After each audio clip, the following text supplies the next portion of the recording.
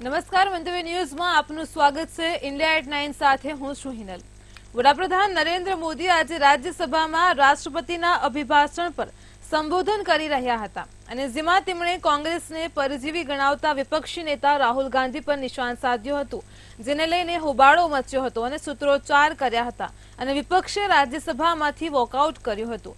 ત્યારે ઉપરાષ્ટ્રપતિ અને ગૃહના અધ્યક્ષ જગદીપ ધનખરે વિપક્ષના વોકઆઉટ પર નારાજગી દર્શાવતા કહ્યું કે બધા સાંસદો બોલી શકે તે માટે ગઈકાલે મોડી રાત સુધી ગૃહ ચાલુ રાખ્યું, પરંતુ વિપક્ષે જે રીતે વર્તન કર્યું છે તે મારું નહીં પણ સદનનું અપમાન કર્યું હોય તેવું છે। તો વિપક્ષે ગૃહ નહીં મર્યાદા છોડી છે। આજે બંધારણનો અનાદર થયો છે। હું વિપક્ષના વોકઆઉટની નિંદા કરું છું। બંધારણ એ કંઠસ્થ કરવા માટેનું પુસ્તક નથી, પરંતુ યાદ રાખવા માટે છે। બંધારણનું પુસ્તક હાથમાં રાખવાનું નથી, તેને અનુસરવાનું છે। તો વિપક્ષ તેમના વર્તન અંગે મંથન કરશે, દિલને ઢંઢોળશે અને આત્મકર્તવ્ય પર આવશે। તો ઉપાધ્યક્ષની વિપક્ષને કરે ટકોર બાદ વડાપ્રધાને તેમનું સંબોધન આગળ વધારતા અને વિપક્ષના વોકઆઉટ પર કહ્યું કે 140 કરોડની જનતાએ જે જનાદેશ આપ્યો છે તેને પચાવી શકતા નથી। ગઈકાલે તેમના તમામ પેટરા નિષ્ફળ ગયા છે, આથી આજે તેઓ મેદાન છોડીને ભાગી ગયા છે। જૂઠાણું ફેલાવનારાઓ સત્ય સાંભળી શકતા નથી। હું ડિબેટમાં સ્કોર કરવા નથી આવ્યો, હું તો સેવક છું।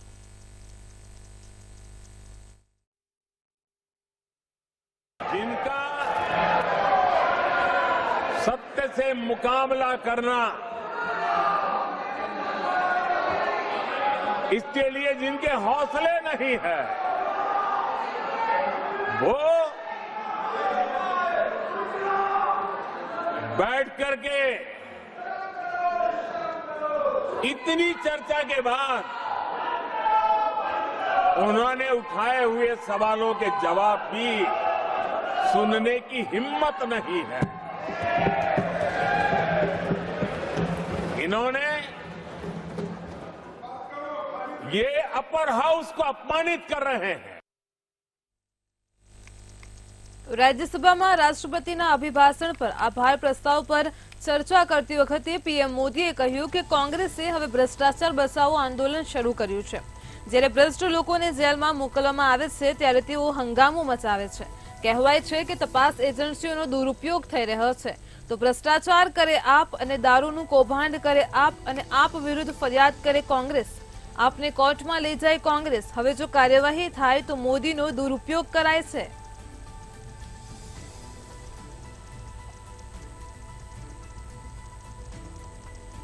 મોદીએ આજરોજ વિપક્ષનો ઉઘડો લીધો હતો। કોંગ્રેસ ભ્રષ્ટ લોકોને જેલમાં મોકલતા હંગામો મચાવ્યો હતો। ભ્રષ્ટાચાર કરે આપ અને દારૂનું કૌભાંડ પણ આમ આદમી પાર્ટી કરે તેવું પીએમ મોદીએ જણાવ્યું હતું।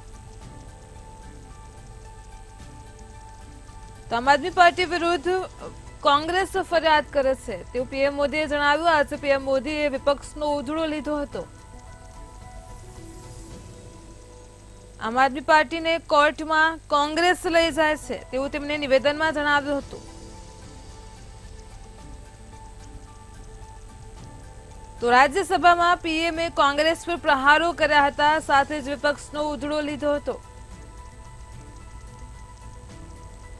આભાર પ્રસ્તાવ પર ચર્ચા કરતી વખતે પીએમ નરેન્દ્ર મોદીએ કોંગ્રેસ પર પ્રહારો કર્યા હતા। કોંગ્રેસે આમ આદમી પાર્ટીને જેલમાં લઈ જવાનું કામ કરી રહી છે। કોંગ્રેસ હવે ભ્રષ્ટાચાર બચાવો આંદોલન શરૂ કર્યું છે।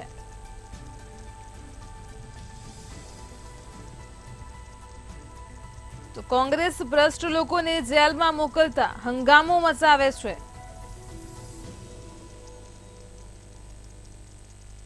ભ્રષ્ટાચાર આમ આદમી પાર્ટી કરે છે, દારૂનું કૌભાંડ પણ આમ આદમી પાર્ટી કરે છે। પીએમ મોદીએ વિપક્ષ પર આજે પ્રહારો કર્યા હતા, વિપક્ષનો ઉધડો લીધો હતો।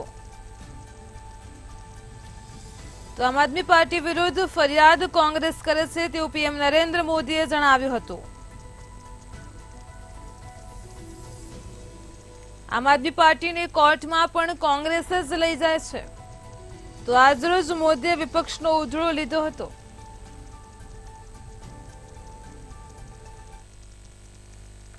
केंद्र की जांच एजेंसियों पर आरोप लगाए गए हैं। जांच एजेंसियों का ये सरकार दुरुपयोग कर रही है, ऐसा कहा गया है।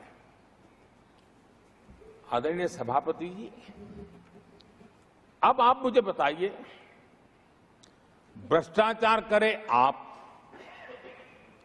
शराब घोटाला करे आप, बच्चों के क्लास के बनाने में घोटाला करे आप, पानी तक में घोटाला करे आप, आपकी शिकायत करे कांग्रेस, आपको कोर्ट में घसीट करके ले जाए कांग्रेस, और अब कार्रवाई हो तो गाली दे मोदी को।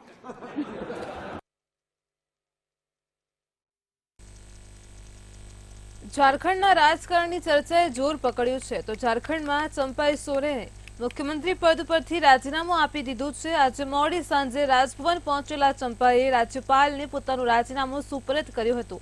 આ પછી ભૂતપૂર્વ સીએમ હેમંત સોરેને સરકાર બનાવવાનો દાવો કર્યો હતો, જેનાથી સ્પષ્ટ થાય છે કે હેમંત સોરેન ફરી એકવાર ઝારખંડના મુખ્યમંત્રી બનવા જઈ રહ્યા છે।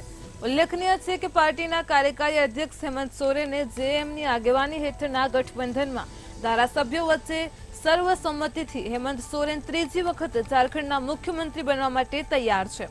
મહત્વનું છે કે આજે ઝારખંડના પૂર્વ મુખ્યમંત્રી હેમંત સોરેનની સીએમ આવાસ પર ઇન્ડિયા ગઠબંધનની બેઠક પણ યોજાઈ હતી, જેમાં આ નિર્ણય લેવામાં આવ્યો હતો। ત્યારે રાજકીય વર્તુળોમાં સીએમ બદલવાની ચર્ચાઓ ચાલી રહી હતી અને તેનો આજે અંત આવી ગયો છે। ત્યારે આજે ઝારખંડના મુખ્યમંત્રી ચંપાઈ સોરેને રાજીનામું આપતી વખતે રાજ્યપાલને કહ્યું કે થોડા દિવસ પહેલા જ મને મુખ્યમંત્રી બનાવવામાં આવ્યો હતો અને મને રાજ્યની જવાબદારી સોંપાઈ હતી। ત્યારે હવે હેમંત સોરેન પાછા ફરતા ગઠબંધને હેમંત સોરેનને ફરીથી મુખ્યમંત્રી બનાવવાનો નિર્ણય કર્યો છે, જેના કારણે હવે હું રાજીનામું આપી રહ્યો છું। અત્રે ઉલ્લેખનીય છે કે ઝારખંડના પૂર્વ સીએમ હેમંત સોરેન 5 દિવસ પહેલા જ જેલમાંથી છૂટ્યા હતા।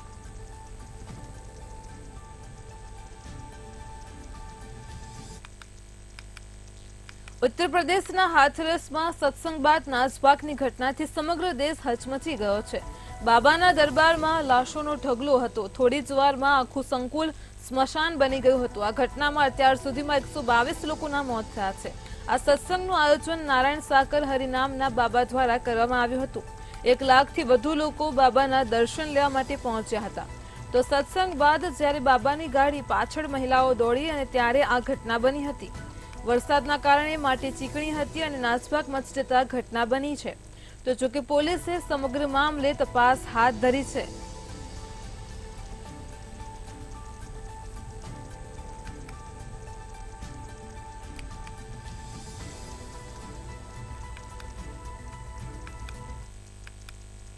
ઉત્તર પ્રદેશના હાથરસ જિલ્લામાં આયોજિત ભોલે બાબાના સત્સંગમાં નાસભાગમાં 121 લોકોના મોત અને 150થી વધુ શ્રદ્ધાળુઓ ઇજાગ્રસ્ત થયા છે। ઘટનાના 24 કલાક બાદ પણ આરોપી તેમજ બાબા નારાયણ સાકર હરી ઉર્ફે ભોલે બાબા પણ ગાયબ છે। આ ઉપરાંત મુખ્ય સેવક તેમજ પોલીસ એફઆઈઆર પ્રમાણે મુખ્ય આરોપી દેવપ્રકાશ મધુકર પણ ફરાર છે। તો સિકંદરારાવ વિસ્તારના ફૂલરાય ગામમાં માનવ મંગલ મિલન સદભાવના સમિતિએ 150 વીંઘાના ખુલ્લા મેદાનમાં આ સત્સંગનું આયોજન કર્યું હતું। પોલીસની એફઆઈઆર મુજબ કાર્યક્રમમાં 80,000 લોકોની હાજરી માટે પરવાનગી લેવામાં આવી હતી અને 3 ગણી વધુ એટલે કે 2.5 લાખ લોકોની ભીડ એકઠી થઈ હતી। આ ઘટનાના મુખ્ય આરોપી ઓર્ગેનાઇઝર અને સેવાદર દેવપ્રકાશ મધુકર છે તે સિકંદરાવનું રહેવાસી છે। તેમજ તેના વિરુદ્ધ ભારતીય ન્યાય સંહિતા બીએનએસની કલમ 105, 110, 126(2), 223 અને 238 હેઠળ એફઆઈઆર પણ નોંધવામાં આવી છે। તો સત્સંગ કાર્યક્રમની ડ્યુટી સીટ અનુસાર મુખ્ય આરોપી દેવપ્રકાશ મધુકર સત્સંગના પ્રભારી હતા અને તેમણે સમગ્ર કાર્યક્રમ માટે 17 સભ્યોની કોર કમિટી બનાવી હતી, જેમાં દરેકને જુદી જુદી જવાબદારી પણ સોંપવામાં આવી હતી। હાલ દેવપ્રકાશ મધુકર તેમજ સમિતિના અન્ય 2 થી 3 સભ્યો પણ ફરાર છે। પોલીસ માત્ર નાસભાગનું કારણ જાણવાનો પ્રયાસ નથી કરી રહી, પરંતુ આ સાથે જ સમિતિમાં જે 17 સભ્યોને જવાબદારી સોંપવામાં આવી હતી તેમની ભૂમિકાની પણ તપાસ કરી રહી છે।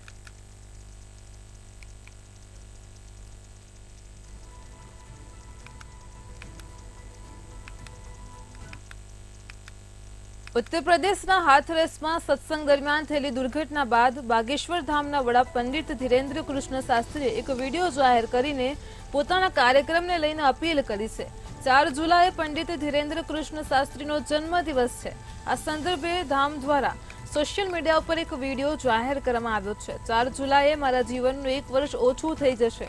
ખૂબ જ વ્યાપક રીતે અદ્ભુત આનંદ ઉત્સવની તૈયારીઓ ચાલી રહી છે, પરંતુ આ વિડીયો દ્વારા અમે ઈચ્છીએ છીએ કે વિનંતી અને પ્રાર્થના કરીએ છીએ।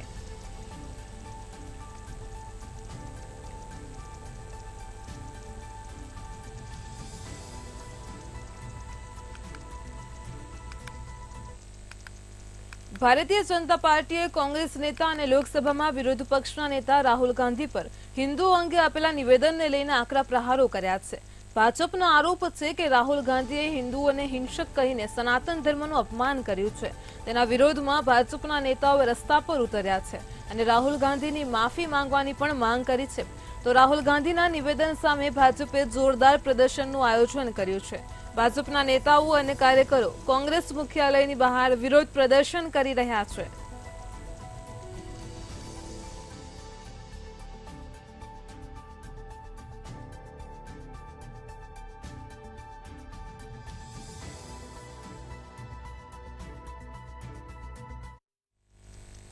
કંગના રનૌતે હિમાચલ પ્રદેશની મંડી લોકસભા બેઠક પરથી લોકસભા ચૂંટણીમાં શાનદાર જીત નોંધાવી છે।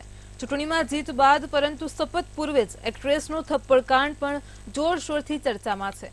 આ મામલે વધુ એક અપડેટ સામે આવે છે। કંગના રનૌતને ચંદીગઢ એરપોર્ટ પર થપ્પડ મારનાર મહિલા સીઆરપીએફ કોન્સ્ટેબલ કુલવિંદર કૌરની બદલી કરવામાં આવી છે। મળતી માહિતી અનુસાર મહિલાની સાથે તેના પતિની પણ બદલી કરવામાં આવી છે। તો ચંદીગઢ એરપોર્ટ પર કંગના રનૌતને થપ્પડ મારવાની ઘટના બાદ કુલવિંદર કૌરને સસ્પેન્ડ કરવામાં આવ્યા હતા, જોકે હવે તેમને બેંગ્લોર ટ્રાન્સફર કરવામાં આવ્યા છે। કંગનાને થપ્પડ માર્યા બાદ મહિલાનો એક વિડીયો પણ સામે આવ્યો હતો, જેમાં તેમણે થપ્પડ મારવાનું કારણ પણ જણાવ્યું હતું। તો વિડીયોમાં સીઆરપીએફ કર્મી કહેતી જોવા મળી હતી કે કંગનાએ એમએસપીના વિરોધ સમયે નિવેદન આપ્યું હતું કે ખેડૂતોના આંદોલનમાં મહિલાઓ 100 રૂપિયા લઈને બેઠી છે અને તે સમયે મારી માતા પણ ખેડૂત આંદોલન થકી સરકાર સામે વિરોધ કરી રહી હતી।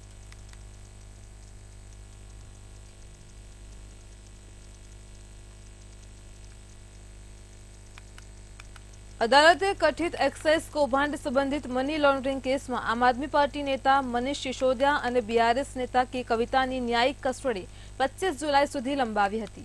અગાઉ આપવામાં આવેલી ન્યાયિક કસ્ટડીની મુદ્દત પૂરી થવા પર વિડીયો કોન્ફરન્સ દ્વારા તેમને કોર્ટમાં રજૂ કરવામાં આવ્યા હતા। તો કૌભાંડ 2021-22 માટે દિલ્હી સરકારની આબકારી નીતિની રચના અને અમલીકરણમાં કથિત ભ્રષ્ટાચાર અને મની લોન્ડરિંગ સાથે આ સમગ્ર ઘટના સંબંધિત છે અને જે પછીથી તેને રદ કરવામાં આવી છે।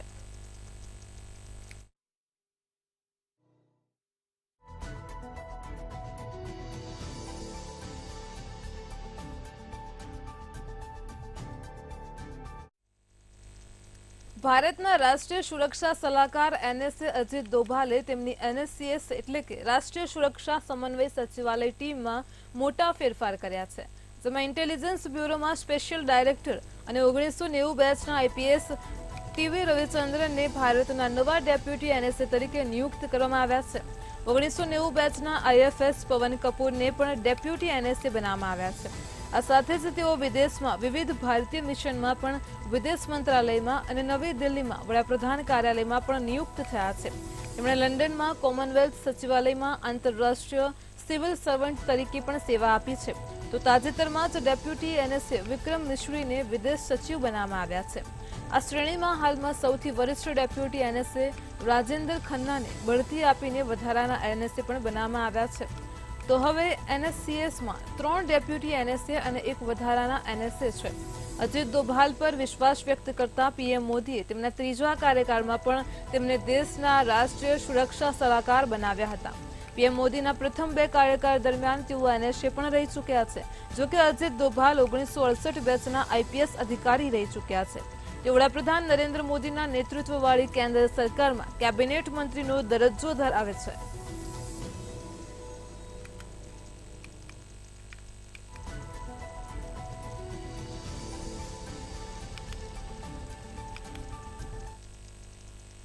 ચોમાસાએ નિર્ધારિત સમય પહેલા જ સમગ્ર દેશને આવરી લીધું છે, ત્યારે ભારતીય હવામાન વિભાગ અનુસાર ચોમાસું આગામી 4 થી 5 દિવસ દરમિયાન ઉત્તર પશ્ચિમ, પૂર્વ અને ઉત્તર પૂર્વ ભારતમાં સક્રિય રહેશે।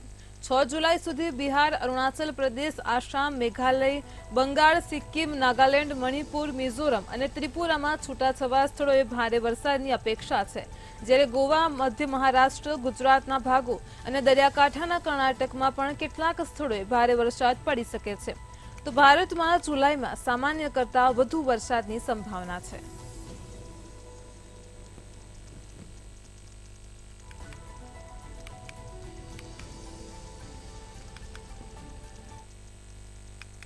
ચોમાસાએ નિર્ધારિત સમય કરતા 6 દિવસ પહેલા જ સમગ્ર દેશને આવરી લીધું છે. મણિપુર સરકારે રાજ્યની તમામ સરકારી કચેરીઓમાં રજા જાહેર કરી છે, જ્યારે શાળાઓ આજે અને આવતીકાલે એટલે કે 4 જુલાઈ સુધી બંધ રહેશે.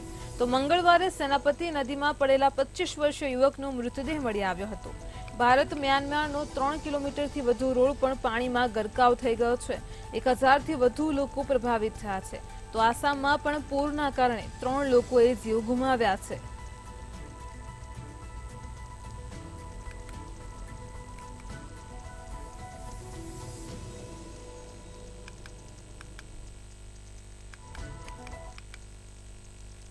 બિહારના સિવાન જિલ્લામાં ભારે વરસાદને કારણે બુધવારે વહેલી સવારે લગભગ 35 વર્ષ જૂના 2 પુલ તૂટી પડ્યા હતા. મહારાજગંજની દેવરિયા પંચાયતમાં ધમહી નદી પર બનેલો પુલ તૂટી પડ્યો છે. બીજો પુલ મહારાજગંજ બ્લોકના નૌતન સિકંદરપુર ગામ પાસે તૂટી પડ્યો છે. તે ગંદકી નદી પર બાંધવામાં આવ્યો હતો. હજુ 10 દિવસ પહેલા જ એક પુલ ધરાશયી થઈ ગયો હતો. આજે જે બીજા 2 પુલ પણ તૂટી પડ્યા છે.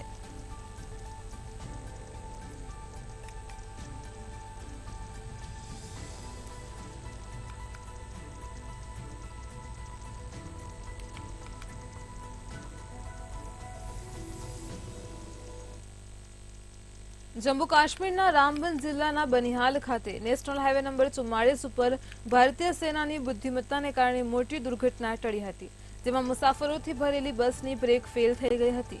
નેશનલ હાઈવે નંબર 44ની બાજુમાં જ ઊંડો ખાડો હતો. બસમાં 40 લોકો સવાર હતા, જેઓ અમરનાથ યાત્રાથી પંજાબ પરત ફરી રહ્યા હતા.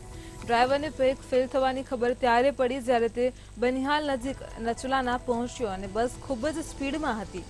તો ડ્રાઈવરે બસ પરથી કાબુ ગુમાવી દીધો, જેના કારણે વાહન ઝડપથી ખાડા તરફ આગળ વધવા લાગ્યું. આ દરમિયાન આર્મી અને પોલીસના જવાનોએ બસની સ્પીડ ઘટાડવાનો પ્રયાસ કર્યો હતો. તેઓ બસના પૈડા નીચે પથ્થરો મૂક્યા અને જેના કારણે બસ ઊભી રહી ગઈ હતી અને ખાઈમાં પડતા બચી ગઈ હતી.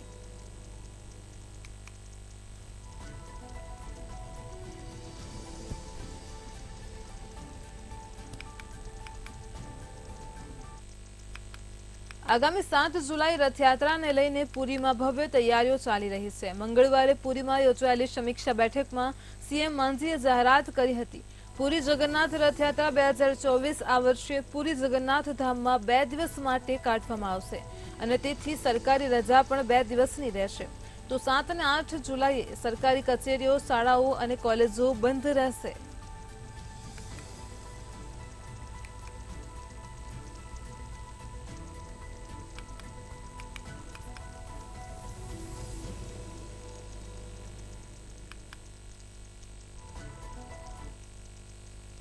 મહારાષ્ટ્રમાં ઝીકા વાયરસના કેસને ધ્યાનમાં રાખીને કેન્દ્રે બુધવારે તમામ રાજ્યોને એડવાઇઝરી જારી કરી છે. તો મહારાષ્ટ્રના કેટલાક ભાગોમાં ઝીકા વાયરસના કેસો મળી આવ્યા છે. કેન્દ્રીય સ્વાસ્થ્ય મંત્રાલયે તમામ રાજ્યોને એક એડવાઇઝરી જારી કરીને દેશભરની સ્થિતિ પર કડક દેખરેખ રાખવાનો નિર્દેશ આપ્યો છે. તો રાજ્યોને સગર્ભા સ્ત્રીઓના ઝીકા વાયરસના ટેસ્ટિંગ પર અને ચેપગ્રસ્ત મહિલાઓના ભ્રૂણ પર ધ્યાન કેન્દ્રિત કરવાનું પણ કહેવાયું છે.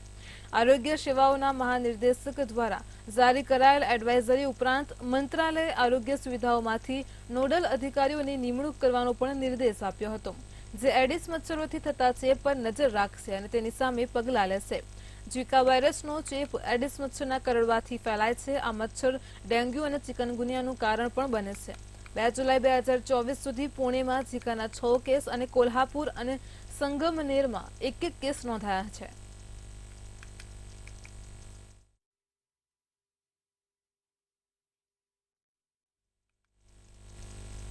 બંગાળના નદિયા જિલ્લાના કમાલપુર વિસ્તારમાં વિશ્વની સૌથી ઊંચી દુર્ગા પ્રતિમા તૈયાર કરવામાં આવી રહી છે. આ પ્રતિમા 111 ફૂટ ઊંચી હશે. અહીં 12 શિલ્પકારો અને ઘણા કામદારો દિવસ રાત કામ કરે છે. પ્રતિમાના ઇન્ફ્રાસ્ટ્રક્ચર બનાવવા માટે 6000 થી વધુ વાંસની લાકડીઓનો પણ ઉપયોગ કરવામાં આવી રહ્યો છે.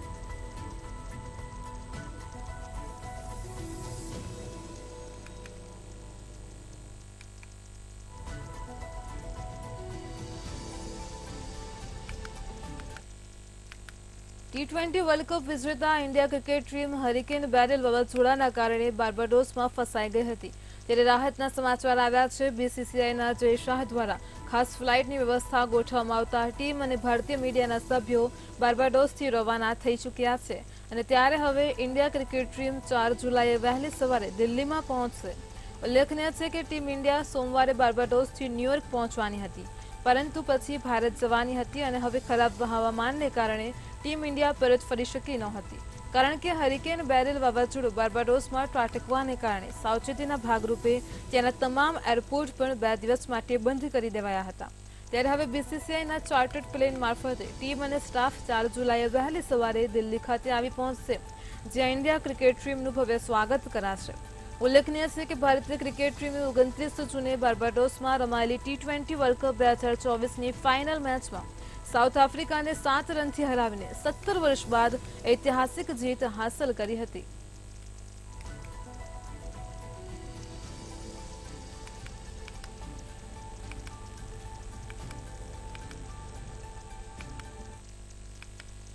ક્રિકેટ જગતમાં ચેમ્પિયન્સ ટ્રોફી 2025ને લઈને એક મોટું અપડેટ સામે આવ્યું છે. આ ટુર્નામેન્ટમાં ભારત અને પાકિસ્તાનની ટીમો વચ્ચે મુકાબલો થવાનો છે. આ મેચની તારીખ પીસીબી દ્વારા નક્કી કરવામાં આવી છે. તો આગામી આઈસીસી ટુર્નામેન્ટ ચેમ્પિયન્સ ટ્રોફી હશે અને તે 2025માં પાકિસ્તાન દ્વારા યોજવાની છે. જોકે ભારતીય ટીમ આ ટુર્નામેન્ટ માટે પાકિસ્તાન જશે કે નહીં તે હજુ નક્કી થયું નથી, પરંતુ પાકિસ્તાન આ ટુર્નામેન્ટ માટે જોરશોરથી તૈયારી કરી રહ્યું છે. ચેમ્પિયન્સ ટ્રોફી 2025માં ભારત અને પાકિસ્તાનની ટીમ વચ્ચે મહામુકાબલો થવાનો છે. પાકિસ્તાન ક્રિકેટ બોર્ડે ચેમ્પિયન્સ ટ્રોફી 2025 માટે ભારત પાકિસ્તાન મેચની તારીખ 1 માર્ચ 2025 નક્કી કરી છે. તો ચેમ્પિયન્સ ટ્રોફી 2025 19 ફેબ્રુઆરીથી 9 માર્ચ સુધી રમાશે અને 10 માર્ચને રિઝર્વ ડે તરીકે રાખવામાં આવશે. રિપોર્ટ્સ અનુસાર ભારત અને પાકિસ્તાન બાંગ્લાદેશ અને ન્યૂઝીલેન્ડની સાથે ગ્રુપ એમાં રાખવામાં આવ્યું છે, જ્યારે ગ્રુપ બીમાં ઓસ્ટ્રેલિયા, દક્ષિણ આફ્રિકા, ઇંગ્લેન્ડ અને અફઘાનિસ્તાનનો સમાવેશ થાય છે.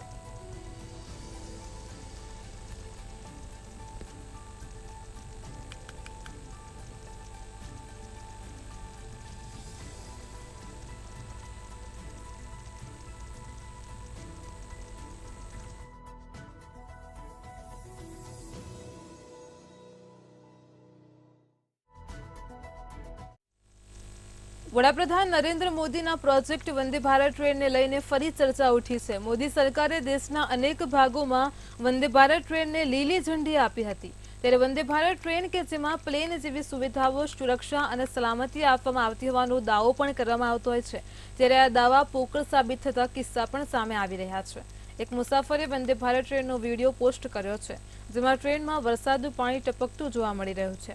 દેશની પ્રીમિયમ ગણાતી વંદે ભારત ટ્રેનમાં વરસાદનું પાણી લીક થતાં મુસાફરોને હાલાકી ભોગવવી પડી હતી. આ વિડીયોમાં જોઈ શકાય છે કે ટ્રેનની છત પરથી ધોધની જેમ પાણી ટપકી રહ્યું છે.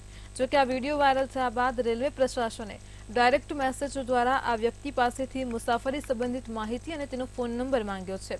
આ ઉપરાંત સંબંધિત અધિકારીઓને પણ જાણ કરવામાં આવી છે. ઉલ્લેખનીય છે કે છેલ્લા 10 મહિનામાં દેશમાં 2 મોટા ટ્રેન અકસ્માતો નોંધાયા છે.